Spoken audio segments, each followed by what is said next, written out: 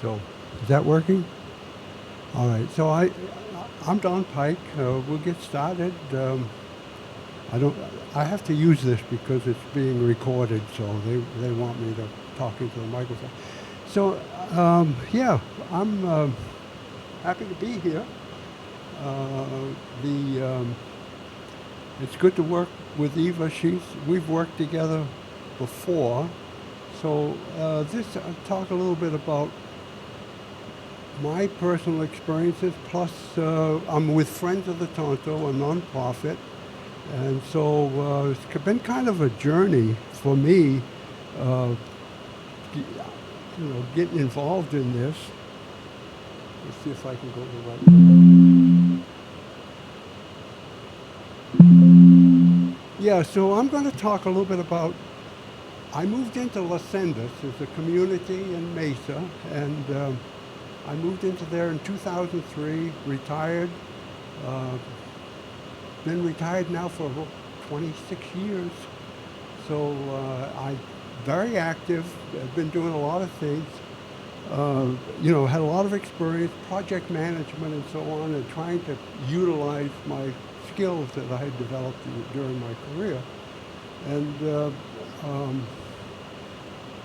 Las Sendas has an HOA, as you would expect. It's a large community of development. And so this community borders on the Tonto National Forest.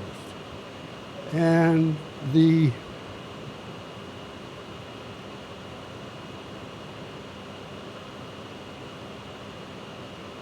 didn't figure out how to turn the pointer. Anyway, I don't need that. So this is my backyard. I'm looking out my patio. And so this is where I got my first vision of the Tonto National Forest. I go through the fence and I'm there. And as I began to learn about what was going on in the Sonoran Desert, invasive plants and so on, and the fire risk and so on, it got my interest. And the more I learned, the more interested I became in, what's happening in this Sonoran Desert.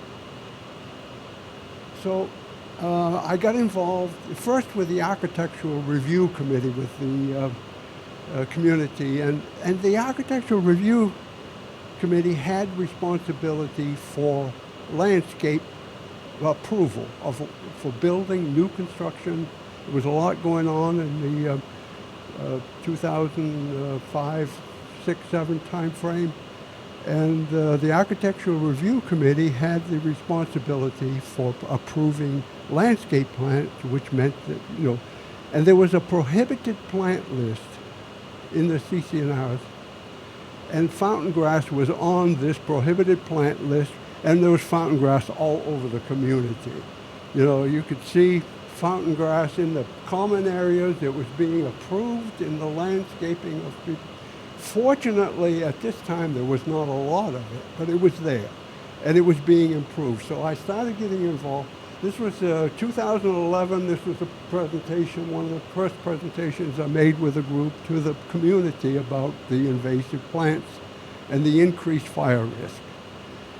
So then I went to the landscape committee and got involved in with the board, the board of directors of the community, the fact that these plants were being approved and they were, shouldn't be in the community. So we started getting information. It was a lot of resistance. Fountain grass is a beautiful landscape plant, and people just didn't want to get rid of it, didn't understand, because there was not a lot of it there. But as time went on, more and more information got out, more and more together, and we finally got the board to agree to start enforcing the CCNRs. And I got involved with the community on DFFM grant activity and the community. So in the beginning, the first grant application we made with DFFM, there was a question of whether a HOA was a qualified nonprofit. So when we made the first application, the question came up, because the rules said a nonprofit, the instructions, but they said it should be a C3. most HOAs are organized under C4. So there was some doubt that we could actually even qualify for it. So, but we went through that. We didn't get the grant. I'm not sure if that impacted it or not, but we did not get the grant. We didn't get it, weren't successful in 2000 until 2023 with actually getting a grant for fuel removals. So, because the way the community was organized was under the idea that the common area, or the non-access area, the areas that wouldn't develop would be open space areas, would not be disturbed. Even though during construction and during the process of building out the community, a lot of it had been disturbed, the idea was you could just leave it alone. Well, it took a lot of effort to convince people that once you disturb the desert, it's never going to go back to natural, because all these other things that are happening, invasives and so on, are going to take over if you don't do something. And of course, overwatering, so the plants grow bigger, so all those issues come up. So this was quite a battle to get to the point where the community understood. And particularly proud of my involvement in getting the community to go for Firewise. So started in about 2019, getting a Firewise community. So Los Angeles was the first Firewise community in Mesa. So and there's a couple of sites within the community that have been approved. The Friends of the Tonto grant activity, we've applied for 5 grants, and we've been successful with 3 of them. So the first one we were not successful with. All of our grants applications have followed essentially the same pattern of Wildland WUI, Wildland Urban Interface, and so on. So these were the ones that we were successful with in the middle there. And, at the same time, we were working with other organizations, Arizona Wilderness Coalition, Apache Junction Public Works, and other, to assist them with the grant applications with DFFM grants. Some of those were successful, and of course, Eva's going to talk about the Gold Canyon Superstition Foothills area. So this is a 2023 questionnaire, parts of it. There was like 17 questions, and the count's off. The number system here is a little bit screwed up, but there's 9 here. And these, out of this, I picked 6 that are, I thought were our strengths in terms of application and why we were successful with this 2023. So all of our effort for invasive plant management with DFFM has been directed towards the WUI areas, towards wildland and urban interface. And I'll show you a map of the areas. But it's Tonto National Forest from Bush Highway to Peralta Canyon Road. So about 11,000 acres of Tonto that we are focused on as far as our removal efforts. These are the heaviest use areas in the Tonto, the areas I'm describing here. Mountain bikers, hikers, equestrian, OHV, all kinds of activity in these. So the trailheads, this time of year and on in towards February, March, the trailheads are all overloaded. They got all kinds of issues going on with. They're easy to access. We are a volunteer organization, so we work a lot, attracting volunteers, educating volunteers, getting involved with the activities and follow-up monitoring. We primarily working on fountain and bufflegrass. We have done a little bit of stink net unsuccessfully, but we've done some effort with stinknet. But our focus has been on fountain and buffalo grass.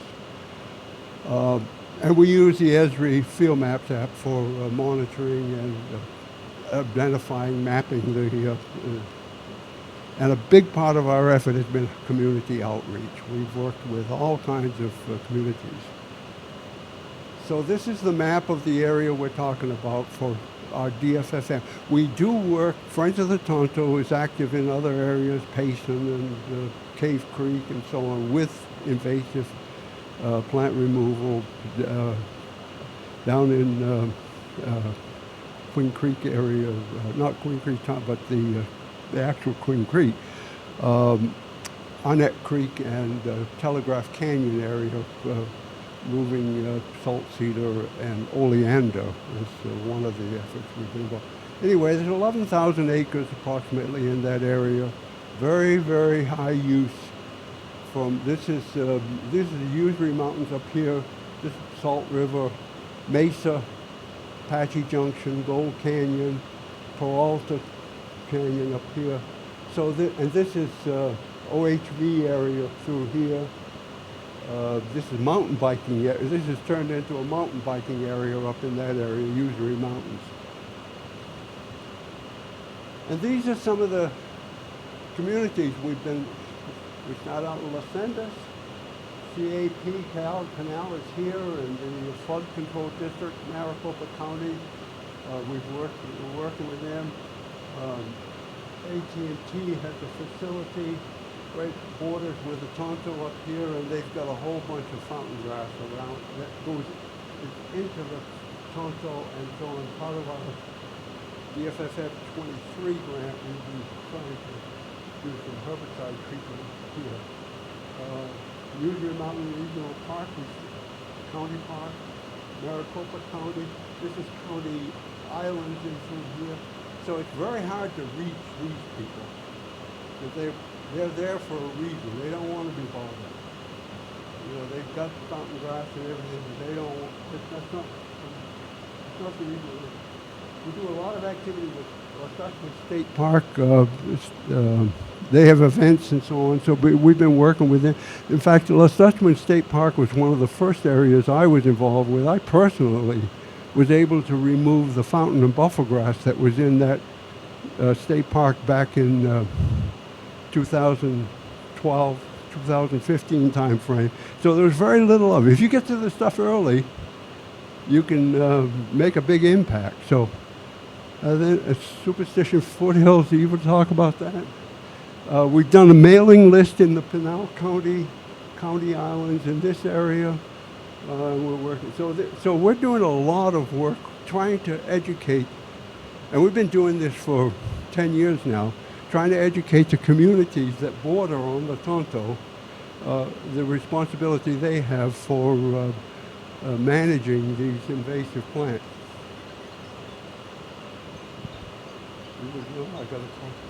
I got a phone call coming in. Sorry about that. I just try to get rid of it.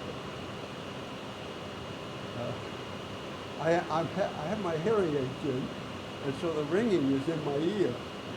So you may not have heard that, but I got a phone call back.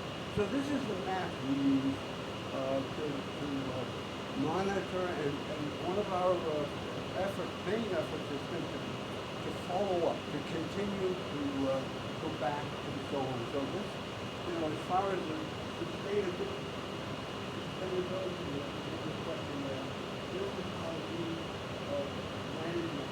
So we go back to these sites where we do all of these slides represent places where we either fountain or buffer grass. So this is Bush Hollow, all of them. And so this is a lot of activity over here. So this is the CAP, and the whole bunch of property that actually do this is the flood control district. I keep forgetting to talk into this because they'll have part of this recorded. It won't all be recorded. So this is the flood control district, and there's fountain grass and buffalo grass full of it in here. So they haven't removed it yet. this is that AT&T tower complex up here, and this is so the red flags represent areas where the last time somebody was there was still presence.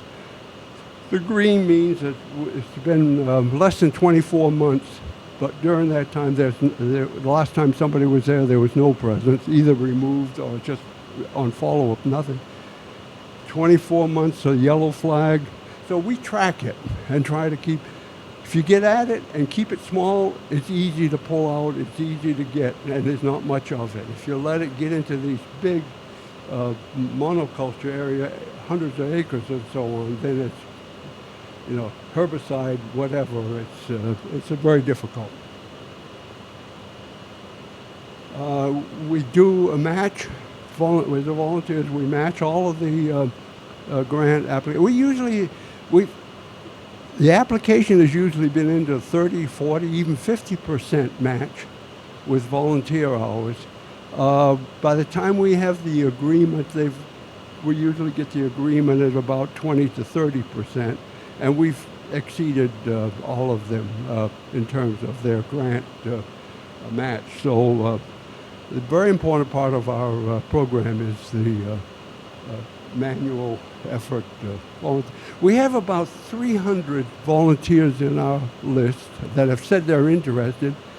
Of those 300, about 50 of them actually show up regularly, and there's 15 or so, 15, 20 they'll show up multiple times during a season, and our seasons go from October to April.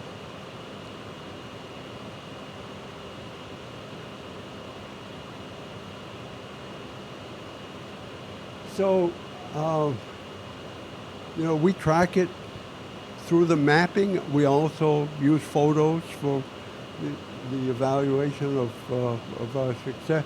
This is in a week's wash, which is over towards I'm sure not all of you are familiar with all these areas in the Tonto, but First Water is a area with the First Water Road, and there's a lot of activity in that area. That's Siphon Draw, Flatiron, access to those very popular hiking.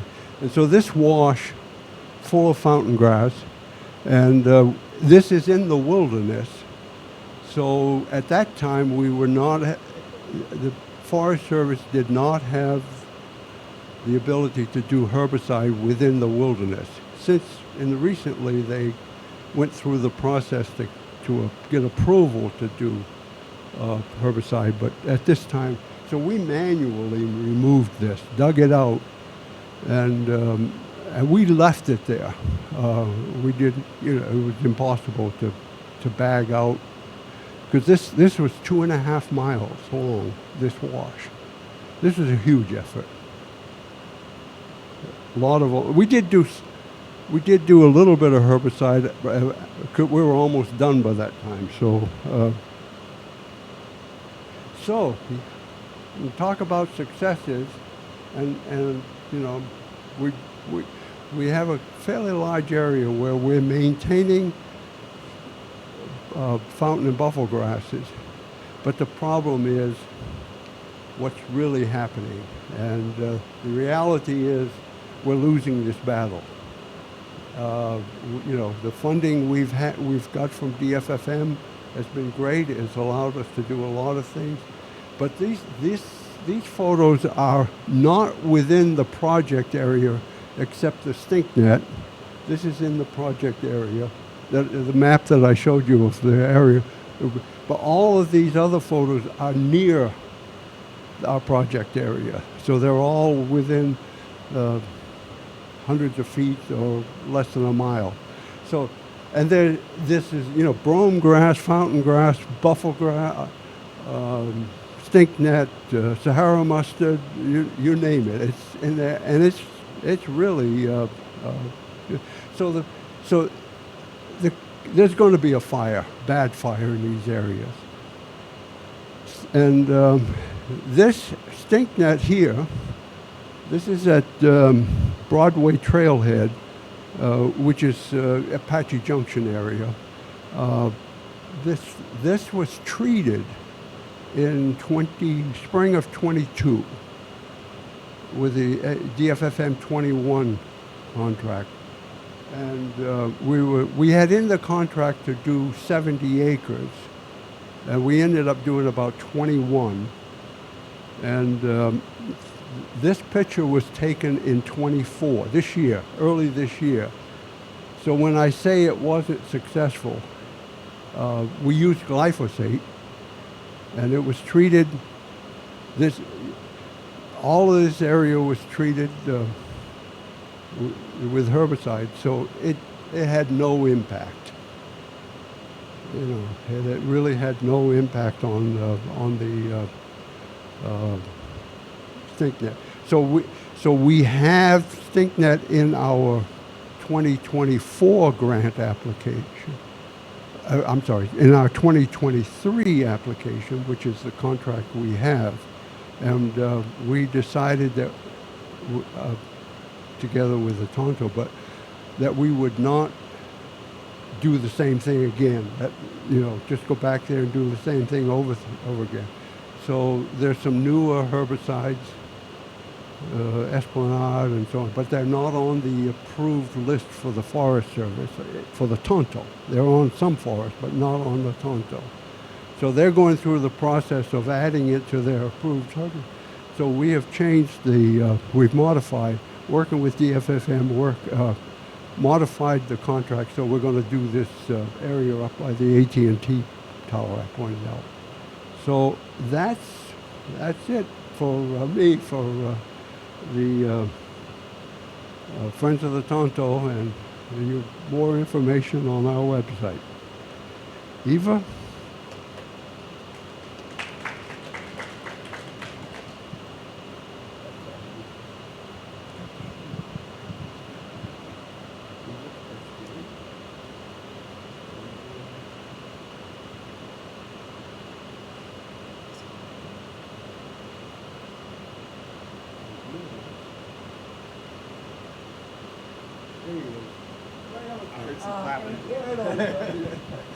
Hello.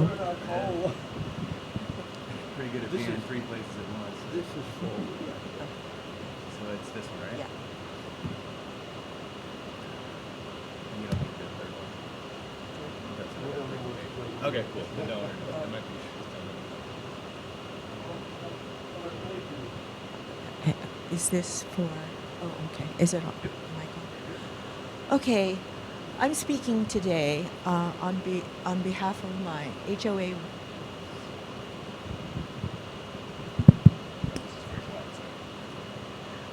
My name is Eva Depa, and I'm speaking today on behalf of the work that I did for the HOA, which is located in Gold Canyon, Arizona. And as you can see from this map, we border the Tonto National Forest to our north and to our east, and we also border Apache Junction, which they control Silly Mountain and the buffalo grass and the fountain grass in that area. This is a map of our HOA. I moved here in 2016, very ignorant of what fires were in Arizona. And this map shows you the maintenance that was contracted really from the beginning of the HOA in 2000 to 2018. It was to beautify the area. This HOA is approximately 700 acres. 400 of them is devoted to homes. 300 of it is for the roads, the utilities, and the rest of it is open space. As you can see, we are surrounded by open space to the south, and to the east, more open space. So our population is very heavy because it's very heavy with snowbirds.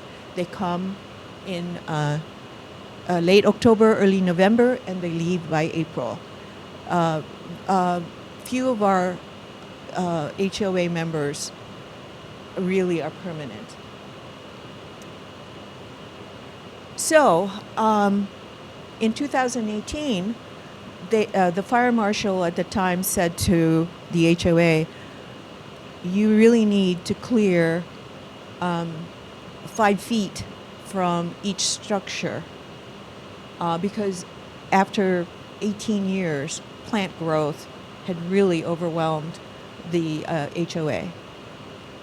So for approximately an additional $130,000 a year, they went ahead and did that. And for me coming in, I had no idea that this was really the beginning of fire mitigation fire-wise. So in the meantime, in 2019, I lived through the Woodbury fire, which started in the Superstition wilderness. It cost about $19 million to put out. Next came that in June of that year was the Sawtooth fire, and that took 25,000 acres, $17 million to put out. The Superstition fire in 2020 took 10 acres, didn't get any data on how much that cost. But then the big one was in 2021, the Telegraph fire. Maximum distance from our HOA was 22 miles, and it cost $40 million to put out. It was at this time I really took it seriously. I said, "Wow, what's going on here?" We didn't decide to live here expecting this. So. Fast forward, we had COVID in between this, so volunteer work ceased in the HOA. But as soon as that lifted, in 2022, I attended a meeting which was sponsored by a group in Gold Canyon. It's wildly attended by members of Gold Canyon. And they expressed their concern over fire, what we had been experiencing the last few years. And I said, wow, there are people in the community very concerned. So I said, I'm concerned. So I went to HOA, and they approved my researching Firewise and what benefit would it be for the community to be Firewise. We had a lot of resistance because people said, there's never going to be a fire here in Gold Canyon in our area. So I was given the okay to go ahead, process it. At the same time, I wanted to understand what people in our community had to say about being Firewise. Out of the 1,058 homes that are in this community, I only got 166 responses.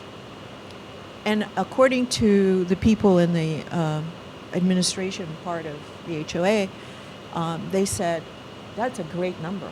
And I was surprised. But anyway, of all the people that responded, we got 54% support to become Firewise. 62% said that they would also at least work 1 hour, a year, which was a Firewise requirement to do whatever it is needed to fire mitigate.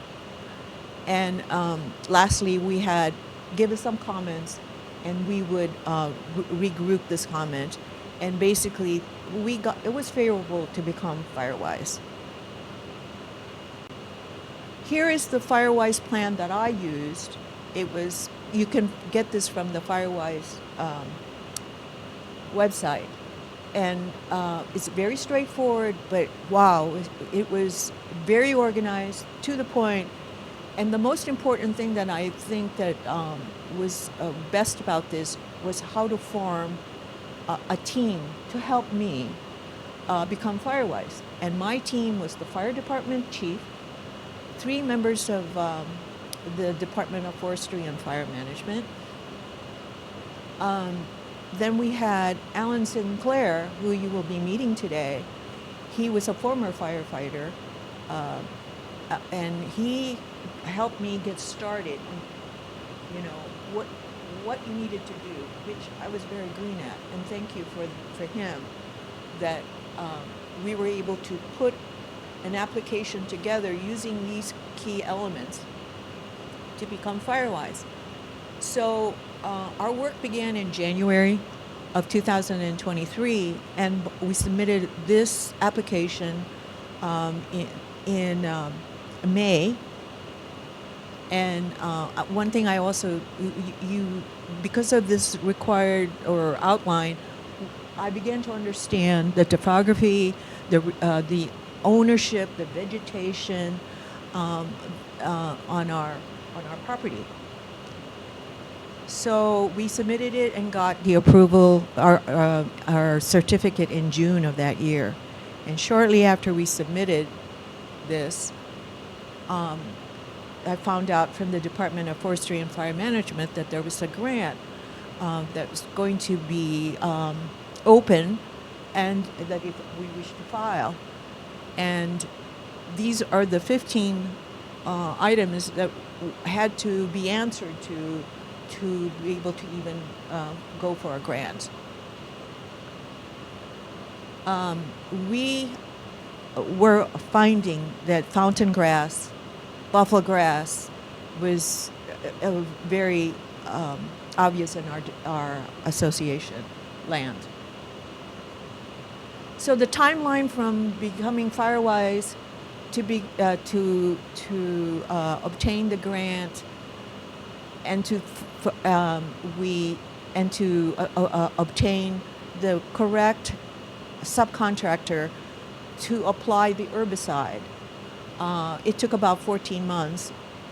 In between the 14 months, we also consulted with the Department of Engineers, corporate engineers, because some of our waters that were flowing through our property had to be protected under the Clean Water Act of 2003. So we discussed what we wanted to do with the area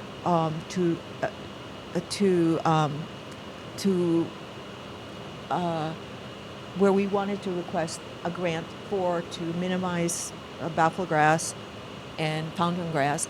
And the requirement was we couldn't dig, but we could spray. So we hired a firm out of Flagstaff, Environment Systems, which was approved. Their work was approved by the Department of Forestry and Fire Management. 7 months after the first spraying, we experienced another fire very close to us in the Superstition Mountains. It took 15,000 acres. All the fires that I mentioned in my presentation really is just some of the fires that this area has experienced. There have been many fires before 2019, so this area is prone to it. Okay, my point of contact, number one, was my fire chief. He was central to any questions that I had.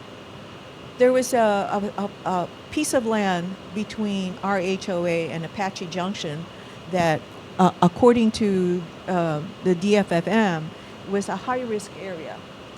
And I believe it was because of the buffalo grass and the fountain grass that they found existing in that area. And I asked him, I said, would you please look into this? It made us very uncomfortable because it involved 300 homes along this patch. He sent out battalion chiefs, 2 of them, and said, let's walk the property, let's see what the concern is, what can we do? But anyway, he was my main contact. The neighboring FireWise communities, which includes Don Pike's HOA, also was a big help because we were worried that if we became FireWise, what would our development look like? So we went to Las Sendas and wow, it was beautiful. So it encouraged us to move on. The HOA admin is really important. I was very lucky that that year, the woman who became president, her son was a firefighter in California. So I sensed that we had a strong ally. But that changes because this is a voluntary situation, this HOA. So the Department of Forestry and Fire Management was also the biggest help that I got. So in summary, I would like to say that yes, we were successful in becoming Firewise and in getting a grant in the same year, but going forward, I would like to say that because our HOA is a voluntary situation, that I would hope that the Department of Forestry and Fire Management has a good communication tool or process that would keep track of these people, the organization, to help continue the effort, that they be the effort to make sure that things are processed along. Continue the effort. That's it for me. Thank you.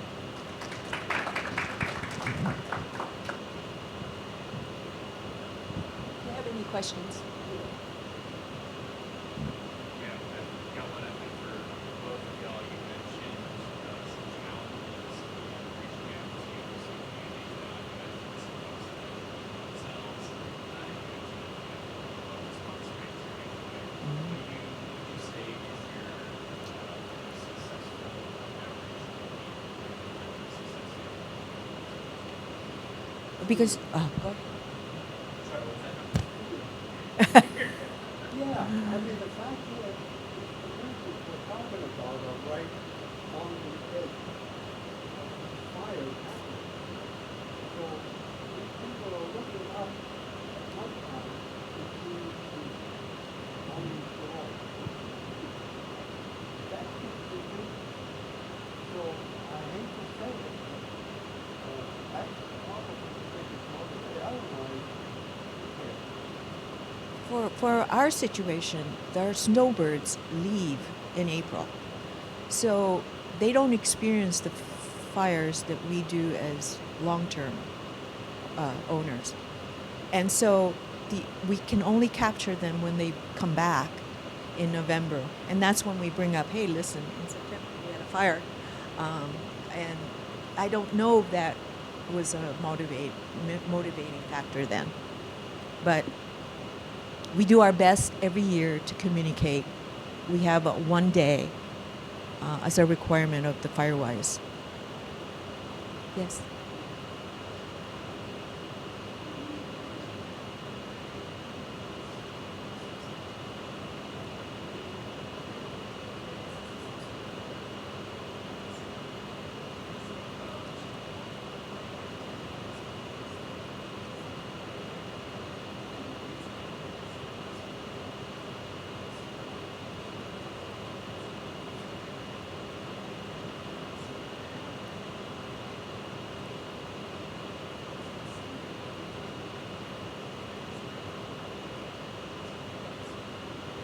What I did was I said, okay, I looked up the list of organizations that had become Firewise, and I just went directly picked up the phone and said, we would like to meet with you to talk about your experience with Firewise, what the community perception was of Firewise. And these were two large communities, golf communities, expensive real estate, and they were happy to talk to us. So that was my experience. the other thing that came up so I think what's going to motivate people more than anything else is the insurance. And I'm afraid that withdrawal from the community, the community you're talking about are all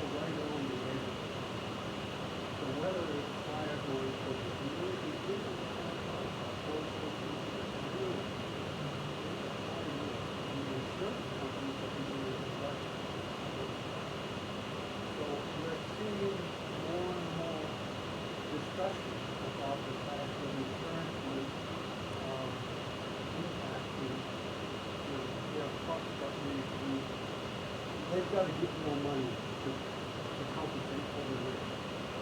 And there are some areas where in the communities, the new community who are in the Florida area, there's even insurance companies, even though the company has withdrawn out of Arizona, they are not covering homes in those new communities. And so if you try to get a mortgage and people get insurance, so I think that is that's what the other area that the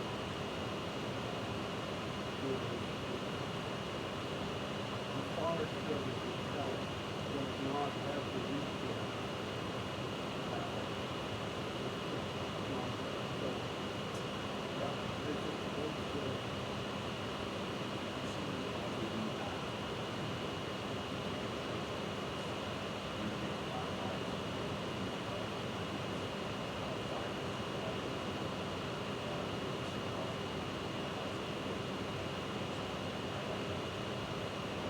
where do you live?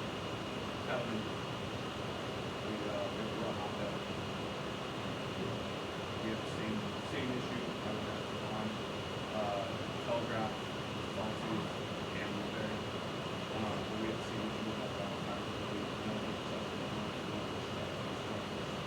But we basically see state park, so that was our district. How we can try to get homeowners in our district. From your community specifically, or any community that have opportunity seen benefits to insurance? We do. That's one of the benefits of Firewise is a reduction of your insurance rates, but it's only specific to people in the military, retired military. So we are told that other insurance companies may be coming on board for Firewise communities, but we haven't seen that happen yet. Yes. We have not seen anything, I have not, and I'm one of what benefit out of Iowa. And I think that's one of the things that has to happen. The insurance company has to get within Iowa. Yes. And support it and be part of the process, so that people totally benefit out of it. But they have to get it to the point where it's a real benefit to the insurance.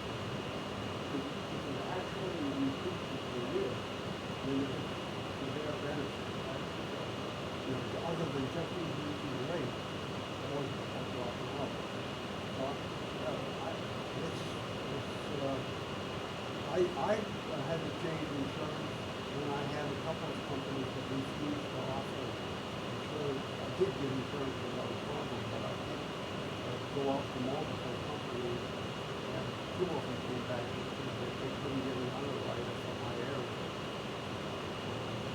It happens.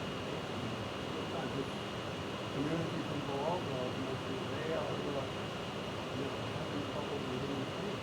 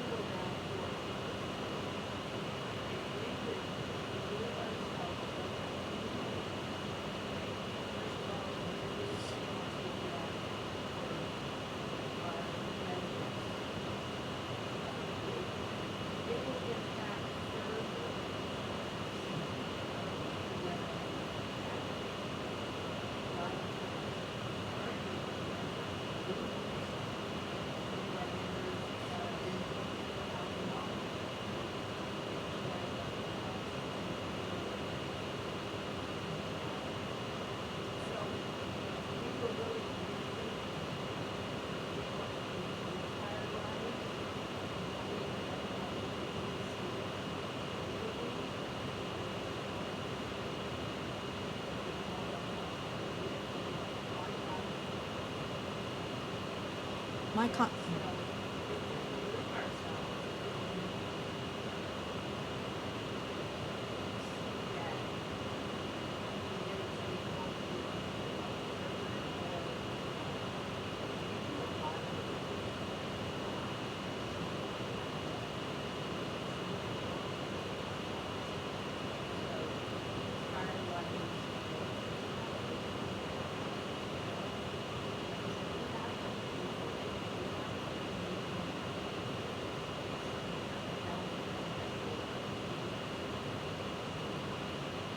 Those are tough communities to, we have the fortunate situation where there are people within the community that gather together, and but you need a leader. In my case, it was myself. Eva took and once you get a leader in the community, an organized community, then things begin to evolve. It takes time. It's not easy. But if you don't have any organization and you're in a community that doesn't want to be organized, they don't want anything to do with organization, it really gets tough. They've got the same risk. It's not like they're isolated, so they've got the same risk. I don't know how they're going to, how they're going to address it before forward, because a lot of those communities, their yards, washing, and the land is all full of these grasses and stick nuts. The worst one of all is stick nuts, because they just very, I'm talking about up in the trees. I've always noticed that down here, but it's probably close. It's exposure. And so it goes in all the way to all everything. Millions of tiny seeds. And with all this activity going on, particularly in this month, people coming in and out, you see them just being transplanted. All, you clear out an area and seeds are being moved. If it's not the wind or the birds or it's people and other areas. We're not winning this battle. I'll tell you that. I'd like to answer your question about should we become firewise. On the day that we got our certificate from the DFFM, the fire chief came for the award ceremony, and he thanked me that I led this effort. And he said to me, I send my people into harm's way. That's my role. And he says it is always a relief to him when he sees these firewise signs. And he says that it assures him that we are protecting our property, but we're also protecting his people. And I thought, wow, I may start, if I may make a suggestion, start with who your nearest fire department is. You might get some support on how to progress, on how to do this.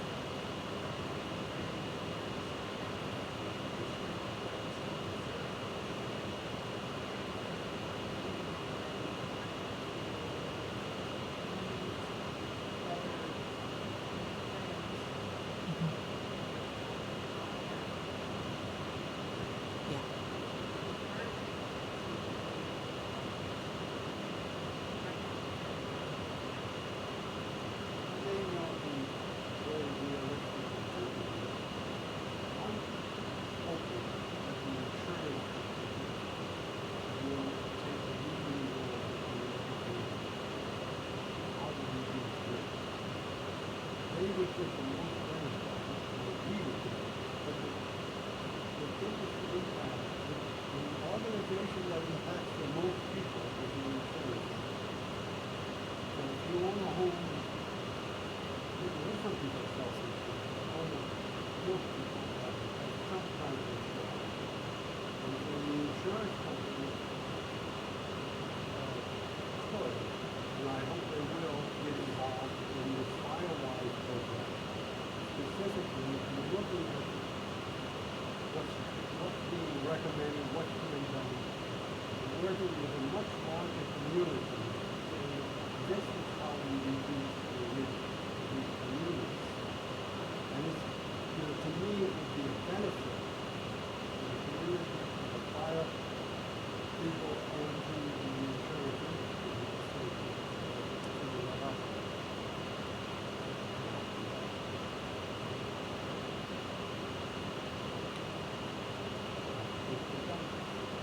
Thank you very much.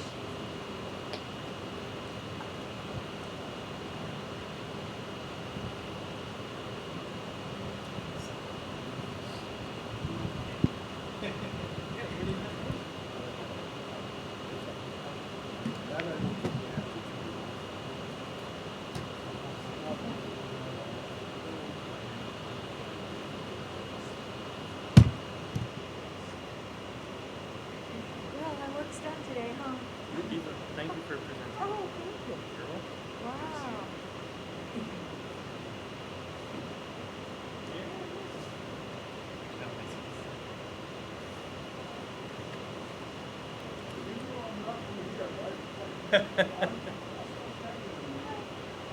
That's quite the New Englander accent, yeah.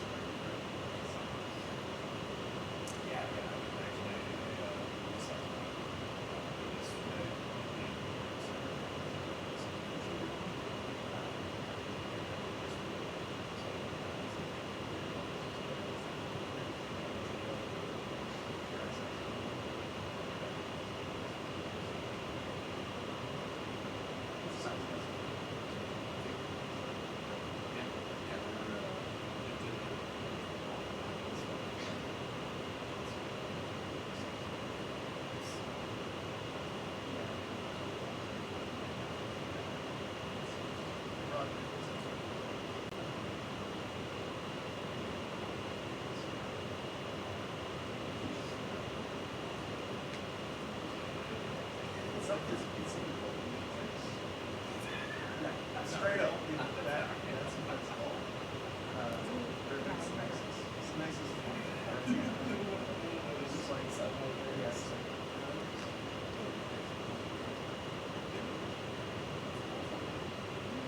Oh, that's Karl.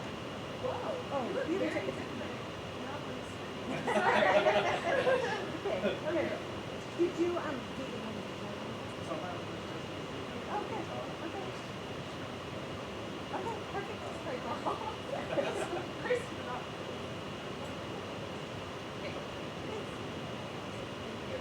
I'm sorry, my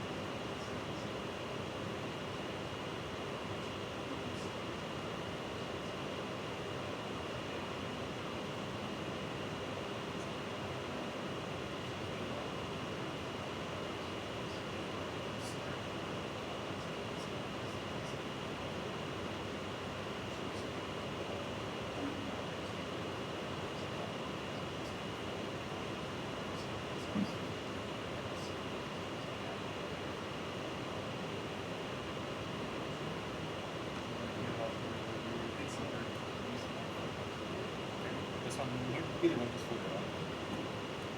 Takes a split second. And you should be good to go. Cool. See how this goes.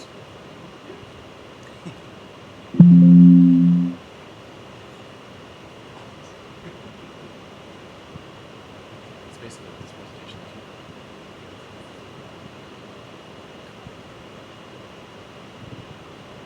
Testing. Ooh, maybe. All right, it's 10 o'clock. We'll get started in just a little bit here. I know a lot of people are networking and socializing and grabbing more coffees, so a couple more seconds, we'll get started.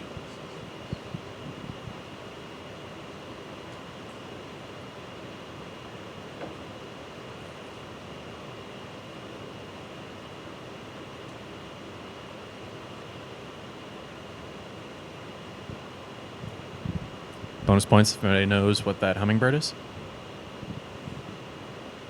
Got any birders in the room? A very adorable hummingbird. That is our violet-crowned hummingbird. That is a special pseudo-resident of Patagonia. That is the community that I'll be talking about for this project. But yeah, thought I'd highlight that cutie. Our logo, incidentally, that's a lot more famous in Tucson. That's the vermilion flycatcher. As you can tell, it is very vermilion. It's a joke. That just means red. Violet-crowned. Violet-crowned hummingbird, yeah. Yeah. It might be a juvie. Yeah. But yeah, the Patagonia. Yeah, it's got a little violet crown right behind the eye. Yeah, all right, enough about the birds. Let's talk about money. So my name is Jay Snowdon. I'm with Tucson Audubon Society. As you can see there, I'm our community forestry program manager. And I'm going to talk today about our CWDG process, our community wildfire defense grant application, and the kind of how we went about this to hopefully give you some sense of what you want to do if you're going to move forward with this grant for round 3, which is open right now. Karl is here as well. He's the CWPP and CWDG coordinator, I believe, at DFFM. So he's my direct point of contact for this project. And we've been in touch basically since the award was announced a couple months ago, and getting the actual agreement signed. So let's see here. I had a little intro here, but I'm thinking maybe we'll do Q&A at the very end. So we'll just kind of flip this around.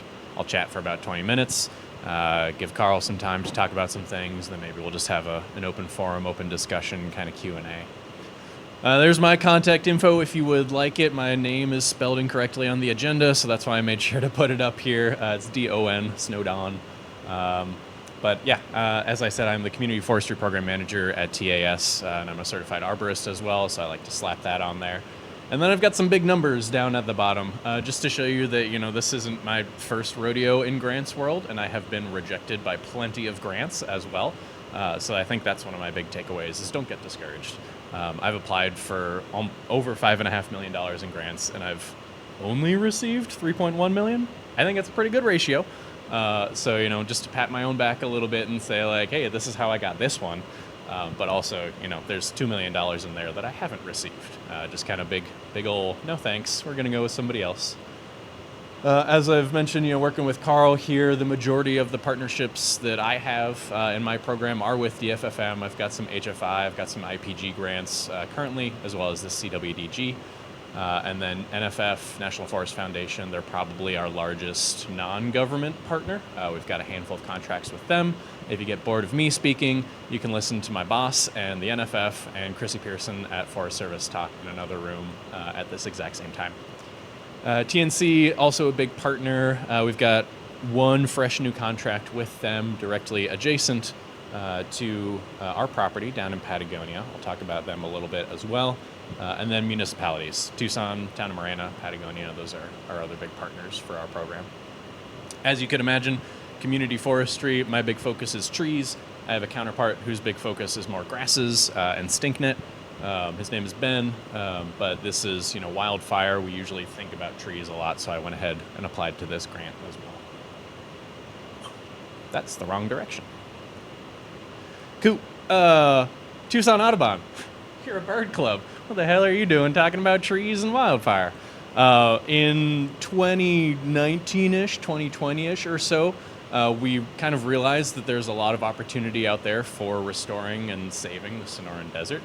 So my boss, Tony, and his boss, and a couple other folks, they got together and were like, hey, we can actually do something about this. We got some good partnerships with the county, with the city, all sorts of other folks to actually get some good on-the-ground work done. I believe we are still the only firm based in Tucson that does year-round invasive plant removal projects. Arizona Conservation Corps, ACE, a lot of those youth corps programs, they do a lot of seasonal stuff, but we keep our folks year-round. A lot of other contractors come from Flag, come from California, come from Phoenix. So we're one of, I'll say we're one of the only contractors in Tucson that does this work year-round. There could be some others that I'm blanking on right now. But you can see there, we've got our forestry program, cutting out some salt cedar there with our nice new electric saws. If you want to talk electric saws, I'm happy to do that. I was a gas saw junkie for many years, but I'm loving the electric saws, especially as I start to get tinnitus and go deaf in my ear from all those gas saws. We also do plenty of herbicide and, looking at beautiful views, more herbicide there. And because we are part of a birding organization, we get to kind of stop and go birding every now and then, which is pretty special. So that's a little bit about us. All told, we've got about 16 to 20, depending on how you count them, full-time year-round field staff completing these restoration projects around Tucson and southeastern Arizona. QR code city. We've had so many QR codes in our presentations. I'm going to slap you with like 6 more. This one takes you directly to the CWSF newsletter sign up. So I think that is the best way to find out about the CWDG updates and as the new opportunities come out. So my first little bit here, just finding out about these applications or these grant opportunities. I think that's one of the biggest obstacles that we have as nonprofit workers, as municipalities looking for these grants, partners and whatnot. This is the best way, I think, to to keep up to date on the CWDG program specifically. So I encourage you to get that QR code there. Sign up for that newsletter. Comes out monthly. Has all sorts of other good updates too. The Council for Western State Foresters is a larger, program overall. I don't know much of what they do, but they got a lot of grants and some other updates as well. So great little way to keep updated on our information there. The other way to monitor your CWDG progress and the grant application itself is on the Forest Service website. So this will take you right to the Wildfire Defense Grant Program website there. And this is where I would actually go to basically confirm everything that you found out about in your CWSF newsletter. Go into the CWDG Forest Service page. That's just a screenshot, but if we actually go to that web page there, you'll see at the bottom is all the due dates for the grants. It's got links to past proposals. So this is your main hub. You want to go directly with the person that is providing you with the money when you want the more accurate stuff. CWSF will give you good updates because the Forest Service is really bad at updating people, but you want to go directly to the Forest Service when you're actually looking for those NOFOs, looking for resources, looking for past proposals, due dates, all those things like that. So keep that tab open. Yeah, okay. Sorry, looking at my slides here. So yeah, round 3 is now open. They just opened that up on November 21st. So definitely encourage everyone here, if you're thinking about applying, go ahead and get that open, apply there. I think that's the same QR code. Yeah, that's just the Forest Service QR code again. But yeah, it's been open for a couple days now and is closing, you can see here, on February 28th. The formal NOFO is on grants.gov, so you've got to have your grants.gov information updated there. And if you go to the Forest Service website, you'll see the actual, I don't remember what they call it, requisition number or PO number, something like that, the formal one that you'll use for Western states or tribes. There's 2 different portals that you'd go through versus Eastern states. And I think even Alaska and Hawaii have separate portals as well. So you'll just note down that announcement number or that requisition number, and you'll head over to grants.gov, find the actual NOFO there. It's complicated. It's the federal government. Are you surprised? Not really. But yeah, check your resources. I think those are the 3 best ones there. So we've got the Council for Western State Foresters newsletter for all of your updates, and then we've got the Forest Service and their variety of different resources there for the accurate information. So as I mentioned, round 3 is open, and we've already missed 2 webinars. If you hadn't attended those first 2 on the 2nd and yesterday on the 4th, there's one coming up on the 6th, and these, I think, are probably the most important thing to get on your radar if you're really interested in CWDG. I learned so much by attending these webinars, as well as the recurring office hours. They only have 1 date released right now, December 18th. And note that those are all Eastern Standard Time. I just copied it from the Forest Service webpage. But when you register on the Zoom link, it'll adapt to your time zone. But those webinars and the office hours, those are great opportunities to ask the Forest Service directly any questions you have, clarifying things, saying, hey, the NOFO says this, but we're not finding this. We were missing half the documents in round 2, and if you didn't attend those webinars, you wouldn't know that those documents were missing. So really important, good opportunity, just 2 hours. I don't know. I don't know why they did the 2nd, 4th, and 6th. That seems really irresponsible.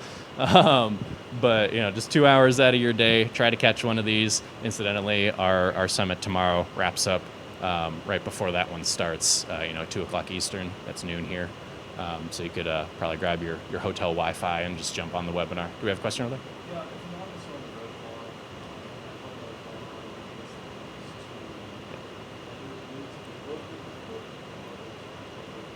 They should be recorded. I don't know if they're up yet. But yeah, they'll keep checking back to this webpage, or rather this webpage, that QR code there.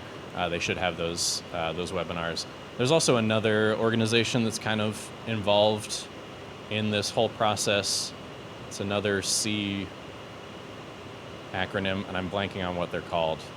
I think it's like the overarching masters of the CWSF. but they've got some webinars also. I might have them linked in here as well. But yeah, those webinars should be recorded,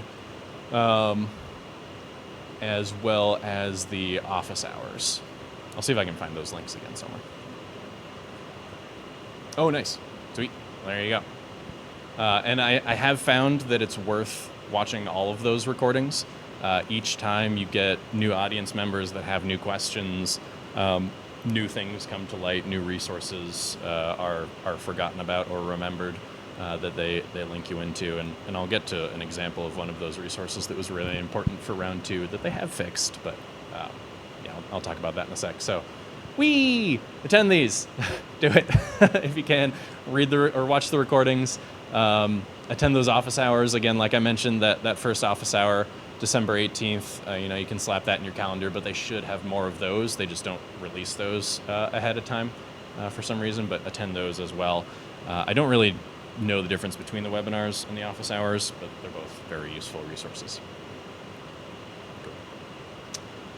So in CWDG, I'm not Forest Service. I'm just a little nonprofit, but so I'm here to share my own particular challenges in this grant application process, and as most grants go, it always comes down to resources and knowledge, right? So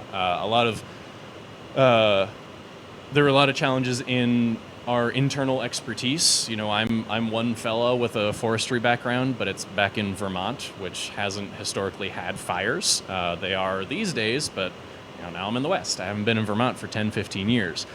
So I don't really know what I'm talking about with wildfire. So I'm tapping into Karl, my counterpart at the state here, my point person at the state, and a lot of his coworkers to talk about a lot of this wildfire stuff. That all said, while I haven't been practicing wildland forestry for 15 years, I have been writing grants for 15 years. So we've got a little bit of an advantage in internal expertise there, as well as my coworkers and all the other folks that are always looking for money out there. If you're in the nonprofit space, you are probably familiar with bullet point number 2.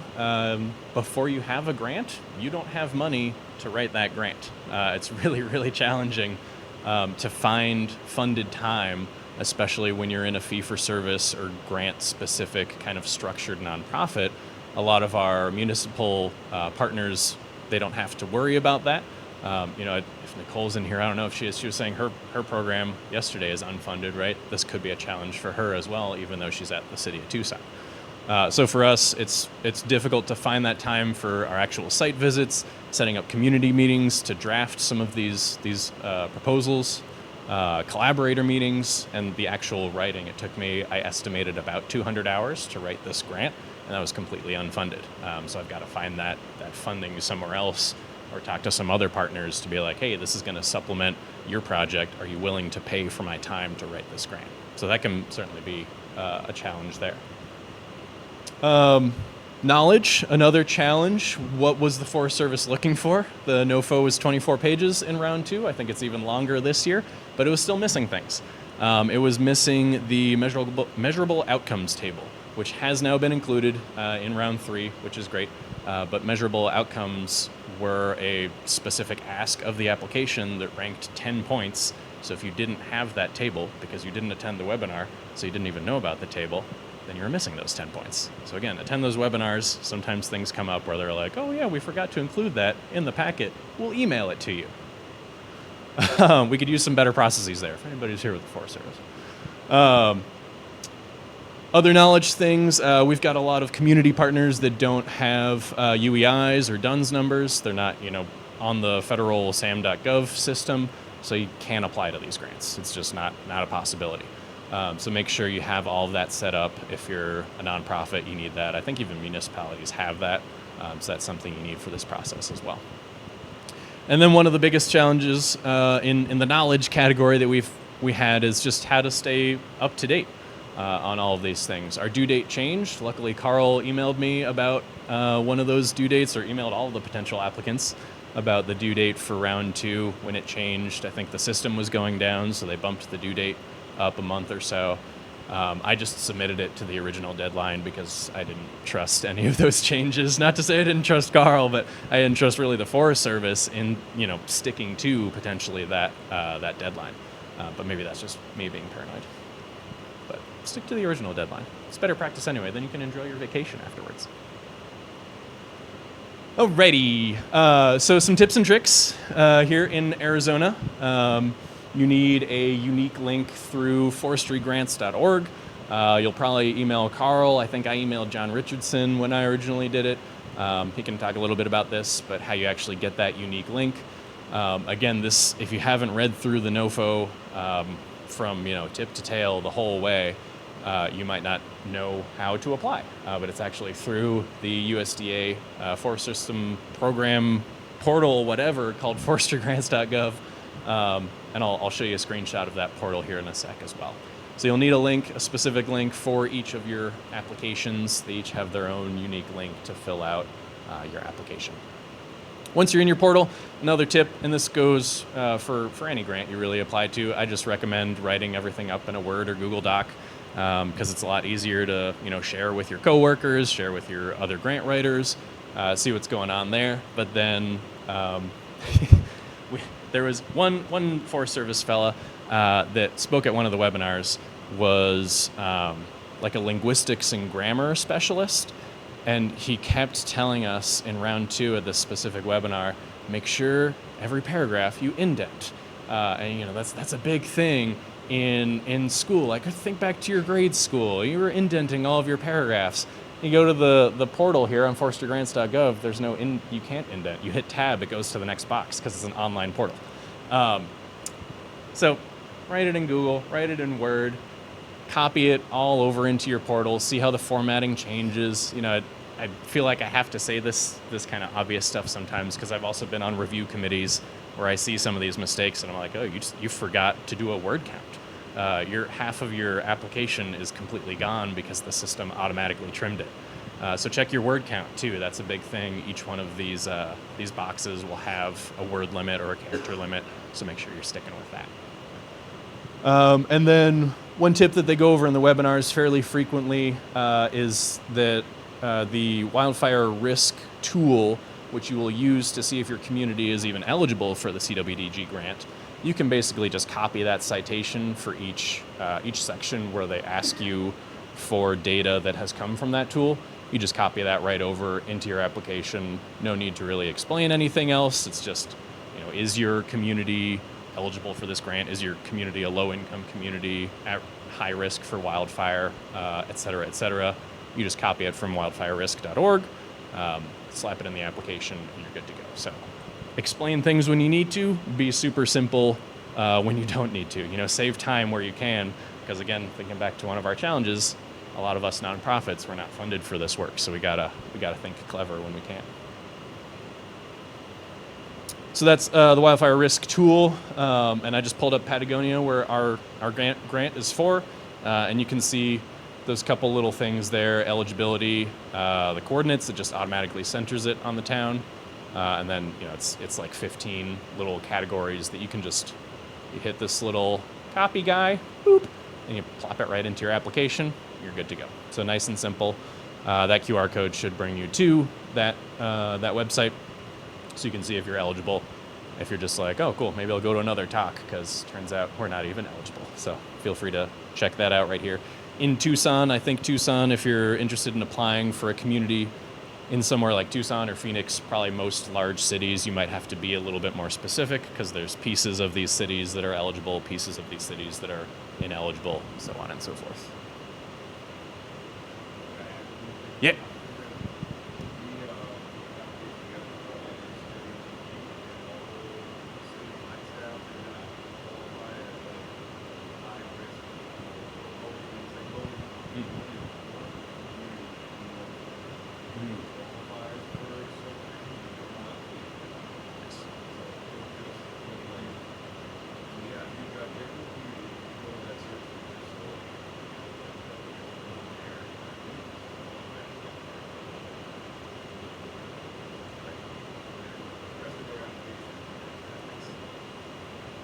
Yeah, that's a good tip, definitely, Neil, there. I think that you got to be a little bit clever sometimes. Like if you're writing that CWPP for Flagstaff, turns out Flagstaff isn't eligible, but you talk with your county folks and you're like, oh, Coconino County, definitely eligible.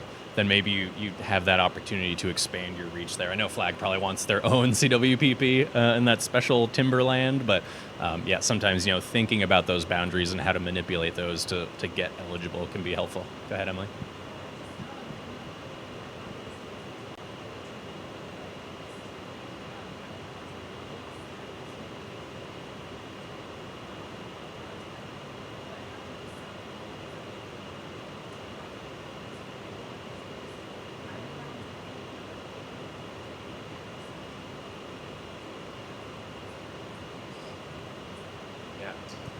Yeah, that's a good point there, definitely. And I'll just say that into the recording here real quick because they're recording through the mic. Look at the wildfire risk tool today because they changed the requirements. Also, on that note, they did take eligibility from some communities from round 2, but if it got taken away, they're still giving you that opportunity. So go back and look for round 2 if you were eligible, because it doesn't make sense to have it one round to the next round. So if you don't have eligibility, just make sure that you did not have eligibility in the second round or the first round. If you did have eligibility in those rounds, you automatically qualify for the third and fourth round. All right. Cruising along here. All right. So another little cheat code I have for y'all. Read. Attend the webinars and read the NOFO. Like I said, it's only 24 pages. It's not that big a deal. It might be a little bit longer this year because they revised some things. But as an example, in the NOFO, in question 1 of the actual application, the prompt more or less is just provide a brief overview and purpose statement for the project. Awesome. It says nothing about the cohesive wildland fire, the cohesive strategy. But if you read the whole NOFO, you'll see that in the scoring rubric, they specifically want you to talk about the cohesive strategy and any state forestry plans that could be applicable for where you were doing your work. So read the whole NOFO, look at that scoring rubric. I think that's key. I had the NOFO open with kind of the details of every prompt. I also had a second copy of the NOFO open to the scoring rubric, and then I had all of my notes from my webinars open. I had like 3 screens open just to write, one simple question on an application. So read everything they give you. Again, attend all those webinars that they give you opportunity for, or watch the recordings if you're not able to make the webinars. So yeah, there it is in there. That's an example of the scoring rubric from last round. Again, I don't know if round 3 is going to be the same. I would imagine they still want you to talk about the cohesive strategy. But yeah, just, it takes...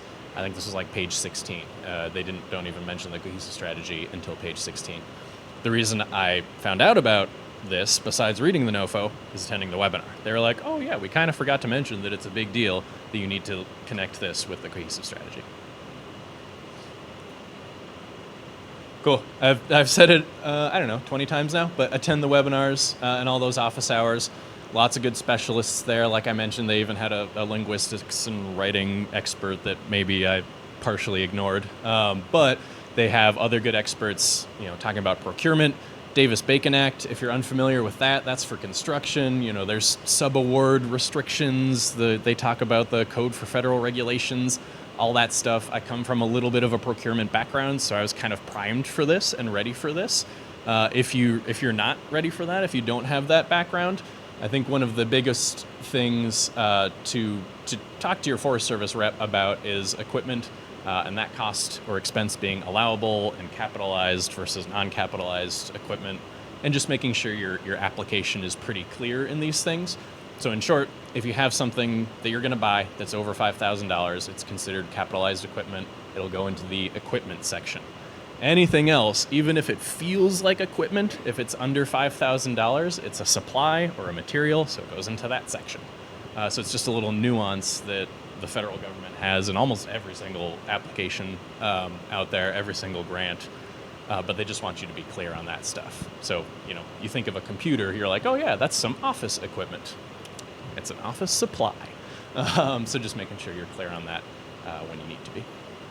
But yeah, other experts, other examples, they've got wildland fire folks on those calls. They've got procurement people, they've got writing people, they've got grants experts, they've got all sorts of folks on those webinars. So again, be sure to attend those when you can.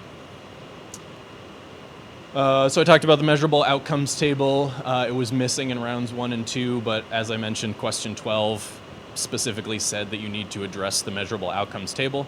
On one of the webinars that I attended, one of the folks that had read the NOFO was looking at the application questions rather, was like, hey, it talks about this measurable outcomes table. I can't find this anywhere. The Forest Service folks were then like, all right, we'll email it to you. Reach out to us if you want it. So there were a bunch of people that never attended those webinars that never had the opportunity to actually get that table. For what it's worth, it is in round three, so they've included it in the PDF application, boop, which is right in there. So the actual application, like I mentioned, is a portal system that you have to talk to either Karl or John or Tom about here in Arizona, your state rep, whoever that is for CWDG and CWPPs. But I highly encourage you to download the PDF version, which on the, that's the other people, the CWSF, not the CWLF, LMNOP, I don't know. Lots of acronyms, but CWSF, the Council for Western State Foresters, they have a great little CWDG overview tab here. I think, actually, Emily, I think you had a great slide for the, what's the toolbox? Is that from them also? Or primer, yeah. Okay.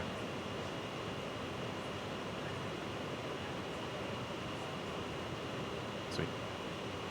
Perfect. Yeah, cool little resource toolbox primer there from that organization as well. But yeah, highly encourage you to download the PDF here on the CWSF webpage. From what I could find in my application for round 2, in the application portal itself, here's another weird nuance thing, didn't have character limits listed on a lot of the questions. The PDF does have the character limits. So there, I think every single question in this application has a character limit. It's usually 3 to 5 to 7,500 characters.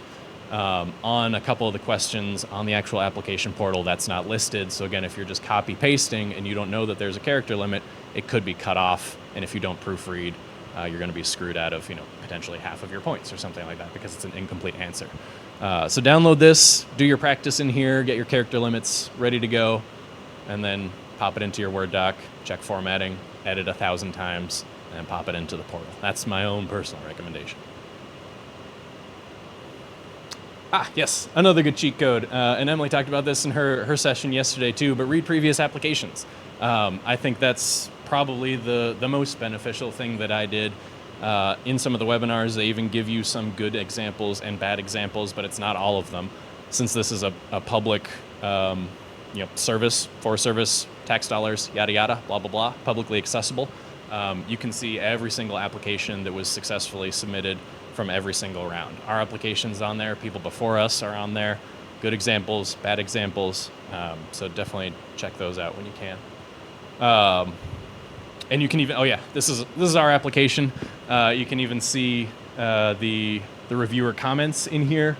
So I just grabbed this as an example, our landscape impacts section. I just really enjoyed this because our second reviewer just said, nice. So we got all the points there. All right, so the rating and review process, I'll wrap this up so Karl can have a chance here. Basically, step number 1, determine if you're eligible. So again, look at that wildfire risk tool. It sounds like it's been updated recently, so just check it again. Even if you think you're good to go or you think you're not good to go, just check it again. Read the CWPP or hazard mitigation plan for the community where you want to do this work. Those are both eligible. If you don't have a CWPP, like we didn't in Santa Cruz County, we just had an HMP, they are eligible in that case. So just read through, find the line. I'm sorry, I should have said this at the top. We're doing an implementation project. We're not doing a CWPP, so all this stuff is for implementation side. If you're doing your CWPP, I don't know, talk to Neil. I have no idea what revising a CWPP is like. But for implementation projects, you need to have a line in an existing CWPP or hazard mitigation plan that is under 5 years old? 10 years old. Under 10 years old. You need to have a line in there to actually do that implementation piece. So make sure your project is eligible. Make sure your location is eligible. Attend the webinars and the office hours. Visit your site. Visit with your collaborators. Visit with your community members. There are no letters of support needed in this agreement, or in this application rather, which is great. Sometimes those can be a pain in the butt to track down, but you do need collaborators. It is a scored section, so make sure you have as many collaborators as you see fit, and they're actually going to commit to something too. It's good to have collaborators that you can hold to their word. Make a draft and have as many of your team members and colleagues get eyes on it as they can. Make sure they're editing, grammar, spelling, continuity, like all this super simple stuff. I've been on some grant review committees before, and I'm just like, dude, you need to learn how to write a sentence. So make sure that these read well. They're actual humans putting eyes on these applications that are reading these things. So, respect their time too, and they'll hopefully score you well for it. And then submit ahead of the deadline in case there's technical difficulties. Like I mentioned, we had the system was down for a couple weeks, so they bumped our deadline. I just went ahead and submitted before the original deadline just to make sure. I'm running low on time here. Let's see. Mentioned that already. The main body questions, just do it in a Word doc. Make sure you're actually sticking to the things that the NOFO is asking you for. And then in the budget, what I recommend is actually just doing it in Excel or in Sheets, building all of your background equations as best as you can, because the only thing they're asking for in this application is kind of a final line for labor, admin, travel, equipment, materials, other, and usually some sort of de minimis or indirect cost. But how are you going to get to those numbers? So just build your equations in your background. How much is the labor for my contractor? How much is the labor for myself? How many hours am I going to put into this? So on and so forth. So you can actually find that final number and then just take that final number and slap it in your application. That all said, there is a budget explanation where you'll have to explain some of those things. You don't need to include every single detail or every single labor value for everyone, but just some rough numbers and explain yourself if you're going kind of outside the norm. So in 2023, the federal mileage reimbursement rate was 0.655, 65.5 cents per mile. But in our application, we said that we're going to add an additional almost 10 cents per mile because we know that in 5 years, it's going to be a different mileage rate. So just explain that if you're doing things outside of the norm. So we kind of averaged our mileage estimate at 75 cents a mile, which is even more than today. Today we're at 67 cents, I'm pretty sure. But yeah, just explain that stuff, and it seems fine. And then, make it quantifiable. I think that's the big thing, looking at all of your different, your deliverables. Make sure that they're things that you can actually do. Make sure they're things you can quantify. Fortunately, like I mentioned, we work with DFFM a lot, so I'm very familiar with their quarterly report system and what it looks like. So since they're administering our grant, I knew that I had to have very quantifiable deliverables because that's what they would be expecting. It's not just a DFFM thing. I'm sure everybody wants quantifiable deliverables, so make sure you have those. As I mentioned, letters of support aren't needed, but collaborators are. You got 10 points out of 100 go towards your collaborators. Include direct costs in your budget. That's something I see a lot of nonprofits forget about, or they try to include it elsewhere. But in the Code of Federal Regulations, Article 2, Section 200.414F, you can just use as a default 10% indirect cost metric unless you've negotiated something else with the relevant agency, usually the Forest Service in this case, or if you have something negotiated with Park Service, just see if the Forest Service can accept it also. I can talk more about that because it's kind of complicated if you're unfamiliar with all that stuff later. If you'd like, find me afterwards. Scores are probably not in your local area or even your ecosystem. You don't know where they come from, but I have been assured that CWDG, if you submit an application from Arizona, absolutely nobody from Arizona is going to get eyes on that until it gets awarded and passed to the state. So don't use acronyms or local jargon, or if you do, just define them. And then, for implementation projects, as a reminder, they need to be in the CWPP. So just make sure that you actually have that line. If you're interested in an implementation project, look at your local CWPP. Make sure it's relevant and recent, and work within that line. So wrapping up here before I pass it off to Karl, just a reminder, our next webinar is tomorrow if you can make it live. We're wrapping up this summit at noon, and 2 Eastern is noon here, so you can just hop onto the hotel Wi-Fi, and then make sure on December 18th you've got that in your calendar as well. If you have any questions, I'll slap some business cards right here if I miss you. But yeah, happy to talk about this because it's a big old nonprofit struggle out there, and we work a lot with municipalities too, so would love to collaborate with you all and make sure you get good applications so we can keep saving Arizona. It's an important one. I like it here. Well, that's all I got. Thanks, y'all.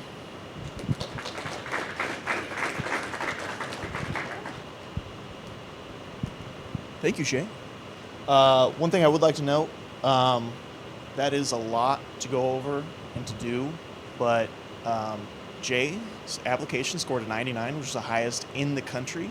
So if you follow all of these things, you have a good chance of getting funded.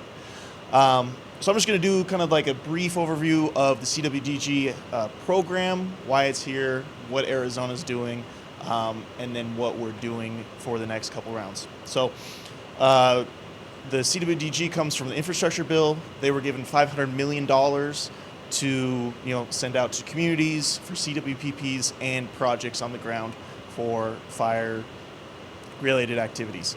The first round was a couple of years ago now. Arizona only got one project funded. It's a project in Gila County to look at their CWPP and figure out what it is doing, if it works for the community, or if they're going to update it going forward. This last round, Arizona got 6 projects funded. Jay's down in Patagonia, one up in Pine Lake for about $3 million, roughly around the same number that Jay was getting. And then we had 4 CWPPs funded, one in Flagstaff, one in Coconino, Santa Cruz, and Cochise. We had about 10 other applications that weren't funded. So that is one of the things with this funding. It is a national funding source, so it is very competitive. When you do an application, just make sure that, like Jay said, you review previous applications that were funded, because you get a lot of, ideas and things like that. So we at DFFM wrote 2 of those projects last year, and that's what I did. I looked at the previous ones that were funded, looked at the ones that scored high, and took notes from those. One thing I will say is, and I try to tell people this when I give them advice to fill out these projects and applications, just put everything you can in there. In these, like Jay said, some of these sections have 7,500 characters. Fill out that 7,500 characters, because you don't know what the grader is going to look at. I grade for other states, and the things I look at aren't the same as my boss looks at for those same states. So if you put everything in there that you can think of, you're going to hit those marks for those people, and they're going to give you good grades. So the NOFO was published on the 21st, and it's open for 100 days. It'll probably be extended a little bit just because, they picked the strangest dates, like Jay said. Last year, it was supposed to close on Halloween, and they're like, we're just going to push another 2 weeks for whatever reason. So this year, it's on February 28th. Who knows? It might be March 16th by the time we get there. One of the things they don't recommend, or they don't want you to reach out to DFFM to ask for suggestions or review your application. They just want it to go straight to them. I'm not telling you, but I'm offering my services. Like, if you want to send me your application so I can review it, we have a conversation, a meeting, whatever it takes, I am more than willing to help you do that. A couple of those projects that we did do that with got funded, and a couple of the others that didn't, we ended up funding ourselves, because I thought they were good projects, and we have money too that we can help you guys out with. So there was some discussion on whether or not they're going to have a 4th round come out, and they are. Originally, it was supposed to be every 6 months that you're supposed to come out, but now it's pushed past a year. So if your project doesn't look like it's going to get funded this year, or you may not have enough time to write the project, just wait. Have that in your back pocket, like supplement it with any more information you can, because there will be one more round coming through. But after that, the CWDG is done. Not sure what will come up after this, but I think it has been pretty successful. For us, it has, because when we first started this, we had CWPPs that were 20 years old. We had no idea what we're doing, how we're going to update these. And since this has come forward, this is now 7 projects that have directly come from the CWDG money to update our CWPPs in Arizona. After we get the ones updated now, we'll only have 2 counties that don't have CWPPs, and 1, they just don't have fires, so we're not really focused on them, and the other, we'll get there when we get there. So the last round, they focused a lot more on CWPPs because, one of the requirements of this is you do have to have an active CWPP within your county or the area you're looking at for the project. And the Forest Service decided that 10 years was the limit in age for that CWPP. So if you don't have a CWPP, you have to, apply for it there. The counties that we're working with right now to get a new CWPP are Santa Cruz, like Jay said, Cochise, Coconino, Flagstaff is doing their own one, kind of in tandem with that. And then we are funding Graham County and Pima as well. So if you're in those counties, some of them still have an active CWPP, they're just doing updates. If not, you can reach out to me and we can figure out what we're going to do. One of the requirements this time around for this funding year is that you're required to send the CWPP in with it, or the link to where it is. I'm not sure if the counties have access to those or not, but I have them all, so just reach out to me and I can give you a PDF or a link or whatever is required so you can send it in then. Like Jay said, once you do want to apply, reach out to me and I can generate a link for you so that you can get access to the application and upload it. Just thinking out loud. Yeah, I mean so Region 3 is us in New Mexico. New Mexico was very successful in their last round. They had about 10 plus projects get funded. So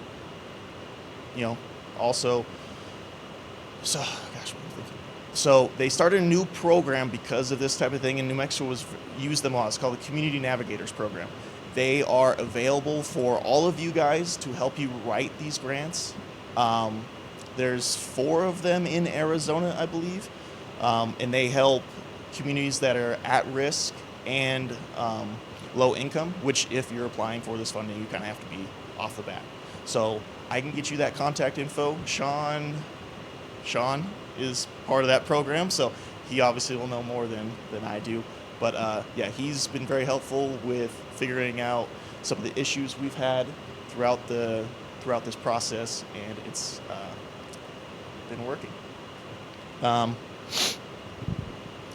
So for CWDG, the total funding is a little variable.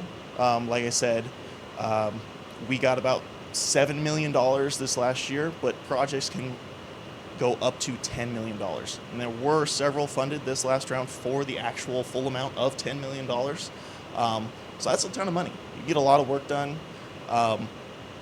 They don't recommend you get vehicles with that money, but I have seen some fire departments get 5 or 6 vehicles and fund a full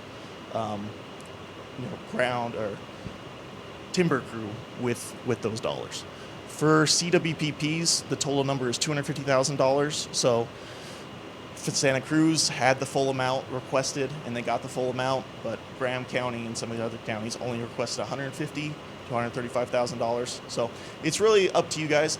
Requesting the full amount isn't going to affect how you get graded at the end. As graders, we're asked more to look at, not if we think the budget makes sense or anything like that. We're asked more along the lines of, is this a good project? Is this quality? Those sorts of things. And then, once it's funded, we figure it out on the back end, like what exactly is this money going to? We shift those around and things like that. Once you do get funded, the money can be shifted around. If it's over 10%, we do a full mod for an amendment for that grant. But if it's under 10%, they are fine with shifting the money around where it needs to go. Yeah.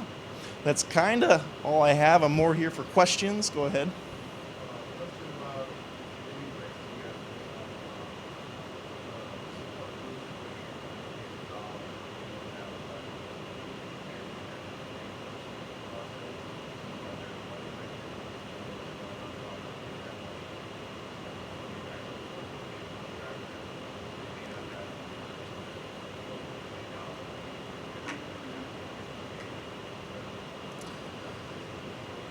So we're not doing any direct awards with this money, but we are trying to be as flexible as we can and get you as much as we can up front. We usually do quarterly reimbursements, but if it's necessary to do monthly, and we can get those processed pretty quickly. So the money is sent directly to us. So the second you send us a reimbursement, we can send you that right back. So that would kind of be like a, after the fact conversation, but I think we probably work something out where, we could send you however much it is to get you off the ground. And that would be kind of that administrative fees up front. You could kind of say, hey, we need reimbursement for all of this, and you could apply that towards some of those back end numbers that, on the ground stuff.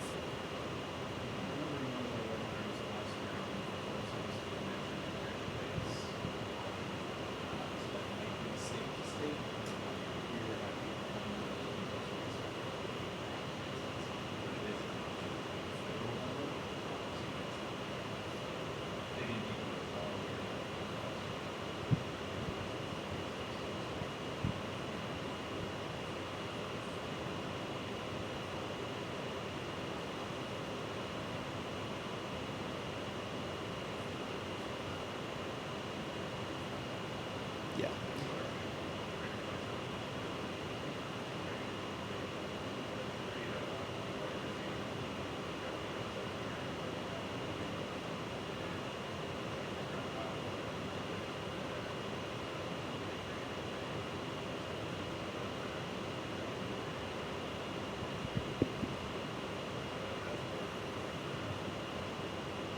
No, I got you. Yeah, so we'll just have to figure that out. I know Anne has wanted to have a meeting with Aaron, so after this conference we'll get together and we'll try to figure out how to get that, first money on books. Yeah, but that is one thing we do for this type of grant. If you have had grants with DFFM, we're running them the exact same. They're just for the 200 CFR, all those rules. So quarterly reporting, reimbursement requests are usually quarterly. If you need them quicker, it's we can do monthly. I'm trying to do anything shorter than monthly, just because our finance department can't really turn them out that quickly unless they're on a high priority. Those are all the active CWDGs, Advanced Grant that Karl was talking about. He's got all of them. Also, the fireadapted.org. Again, they've got a good resource, good map there. I think all the green ones are pretty specific. So you can see the shape of your currently there. And the blue ones are more specific. You can see. So look at that down to the south. They have their own mountain and Tucson has their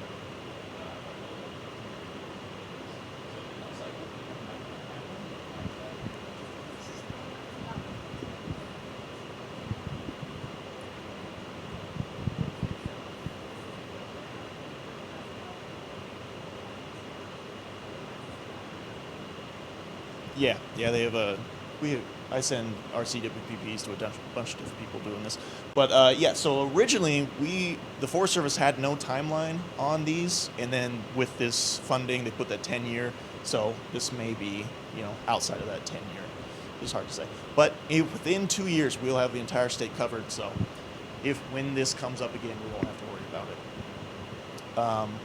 So one of the things that I noted in Jay's presentation was noting in the application all of the plans and things that apply so that you can get more recognition. One of those is the Forest Action Plan. Please mention that in your application, that you're doing things within that Forest Action Plan, and I have access to that so I can send you copies or whatever. Just mention that in there as well, because I wrote it, and so when I grade people, I look for their state's Forest Action Plan, just because they paid me to do it for 2 years, so I'm just I like to see that in there as well.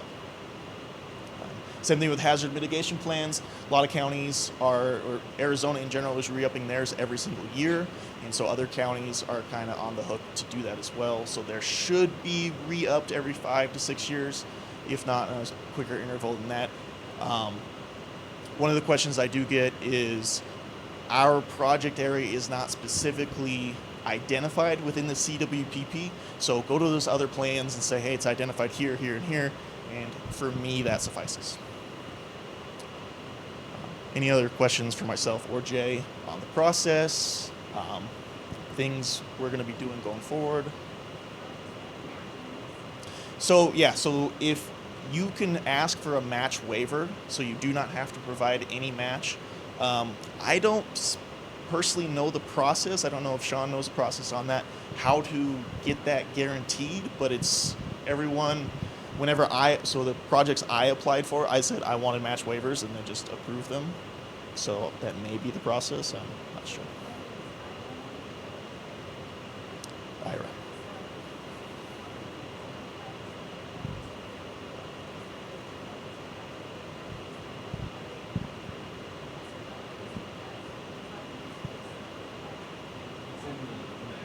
Yeah, it's like box 3 or 4. Yeah.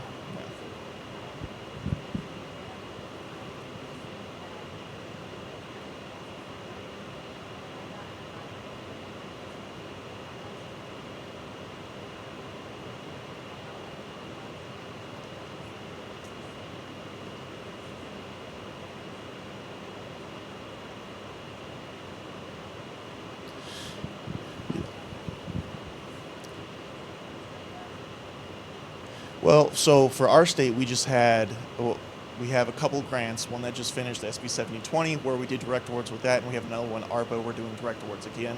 So I think because of that, with our state, we're more open to doing that now, because we have experience doing it. And it was, we were sending out $400,000 and whatnot to these small fire districts to purchase capital equipment.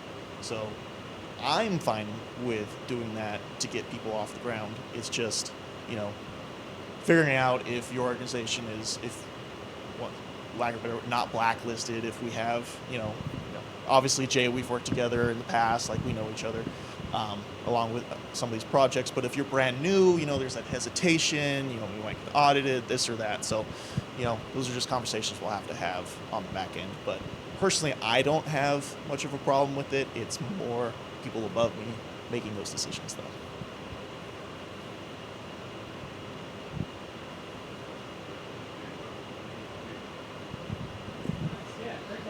Skimmed right over that. So the specific line that we used in our mitigation plan was there was originally when it was written back in 2018 or 2019, they had put in for a roadside hazardous foods mitigation group. So we are working, I still need to get contact with ADOT, which is that district, the town of Patagonia. Has been fortunate they have right away for most of their public roads, existing relationships with private entities in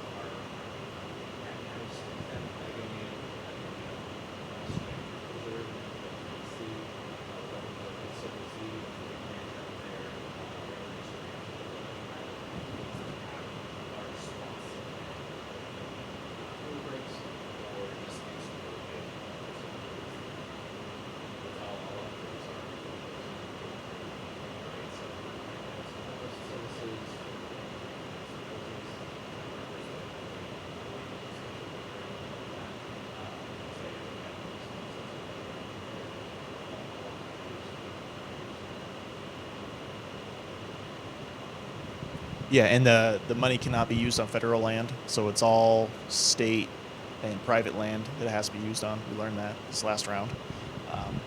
Yeah, so once again, this money is very competitive, so throw everything in the kitchen sink into your application, send it to myself or my boss, Aaron Kassem. We will review it, give you any ideas that we have on how to bolster it, review previous projects or CWPP applications that were funded, and they'll give you a good idea of all the things they want in here. The one problem is I don't know who your grader is going to be.